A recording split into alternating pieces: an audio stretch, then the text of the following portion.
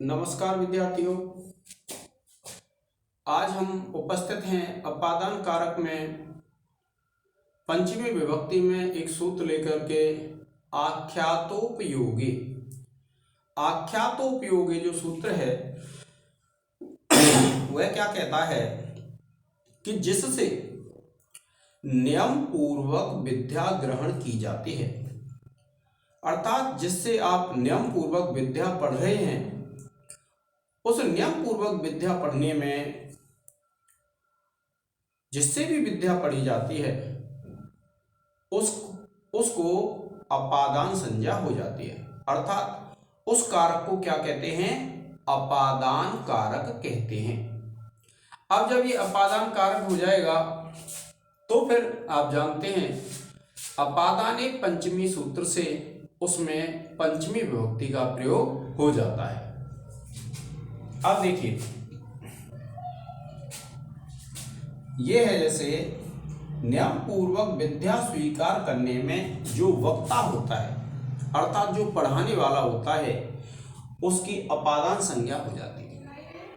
संज्ञा आप जानते हैं, नाम को कहते हैं। जब अपादान संज्ञा हो जाती है तो क्या होता है? अपादान पंचमी सूत्र से उसमें पंचमी विभक्ति का प्रयोग हो जाता है। जैसे ये उदाहरण है, उपाध्यायात् अधीते, उपाध्याय से पढ़ता है।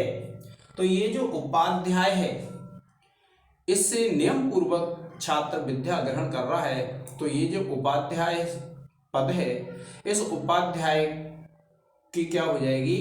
अपादान संज्ञा हो जाएगी। और अपादान संज्ञा जब हो जाएगी तो इसमें अपादान एक पंचमी सूत्र से पंचमी विभक्ति लग जाती है। देखिए, इसका स्पष्टीकरण जब लिखेंगे,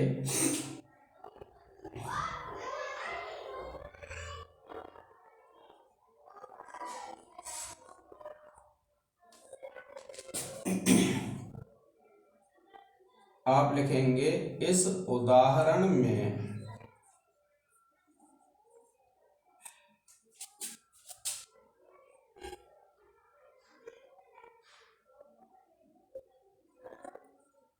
उपाध्याय से नियम पूर्वक विद्या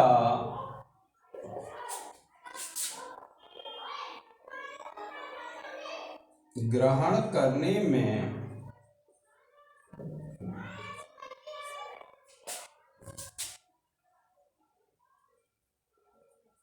प्रकृत सूत्र से उपाध्याय को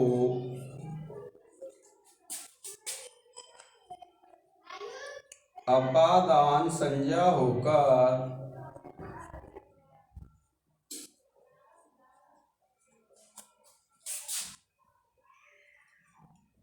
अपादाने पंचमी सूत्र से उपाध्याय में पंचमी विभक्ति लगती है।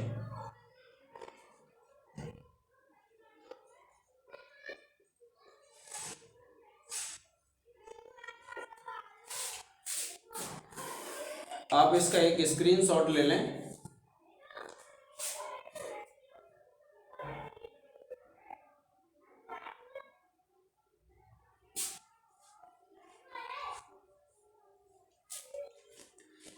कारक सूत्रों में विद्यार्थियों और अन्य किसी व्याकरण में अगर आपको कोई समस्या आ रही है तो आप मेरा टेलीग्राम चैनल है संस्कृत बाय अनिल चौधरी के नाम से, और यूट्यूब चैनल है संस्कृत बाय अनिल चौधरी के नाम से। तो जो व्हाट्सएप नंबर है उस पर दिया हुआ है, उस पर या फिर कमेंट्स बॉक्स में अपनी समस्या लिख करके अपनी समस्या का आप समाधान कर सकते हैं। आज के इस लेक्चर में इतना ही। जय हिंद, जय भारत।